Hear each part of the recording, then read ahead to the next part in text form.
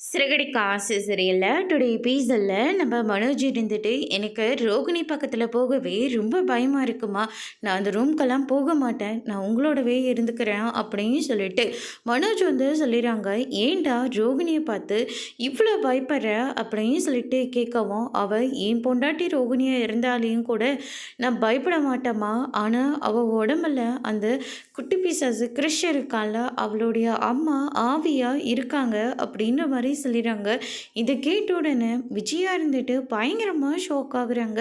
டே மனோஜ் என்னடா சொல்கிற அப்படின்னு சொல்லிட்டு கேட்ட உடனே, நான் அவளை ஆசையாக ரூம்குள்ளே போனோமா, ஆனால் அவள் என்னடனா கையை எடுன்னு சொல்லிட்டு என்னை ஒரு தூக்கி ஒரு சுத்தட்டாமா.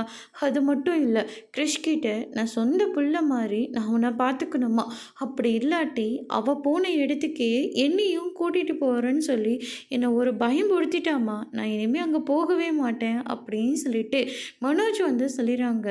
இதை கேட்டோன்னு விஜயா இருந்துட்டு, அப்படின்னா நான் நினச்சபடி இந்த வீட்டில் அந்த பையனோட உடம்புல தான் அவங்க அம்மா இருக்காங்கன்னு நினச்சேன், ஆனால் இப்போ என்னடனா ரோகிணியோட உடம்புக்குள்ள தான் அந்த பையனோட அம்மா இருக்கா, இதை நான் எப்படி தான் விரட்டுறது, ஐயையோ ரோகிணியை பார்க்கவே எனக்கு ரொம்ப பயமாக இருக்கே அப்படின்னு சொல்லிட்டு விஜயா ஒரு பக்கம் ரொம்பவே பயந்து போகிறாங்க. பார்வதி கிட்ட கேட்டு ஒரு சாமியாரையும் ரெடி பண்ண சொல்கிறாங்க. அதோட இன்னைக்கான பிரம்ம முடிச்சிருக்காங்க. இனி சிறகடிக்க ஆசையில் அடுத்தடுத்து என்னெல்லாம் நடக்க போகுதுன்றதை வெயிட் பண்ணி பார்க்கலாம்.